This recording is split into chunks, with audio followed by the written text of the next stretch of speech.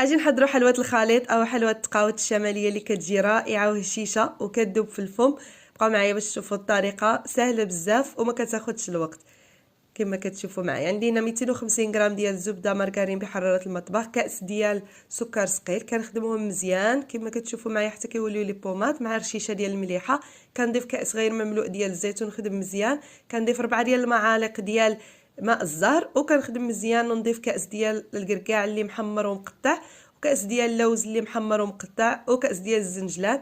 كنخدمهم مع بعضياتهم وكنبقى ونضيف كذلك خميره الحلويات 7 غرام، وكنبقى نضيف الدقيق شويه بشويه حتى كتولي على هذا الشكل ما كتبقاش تلصق في الايد.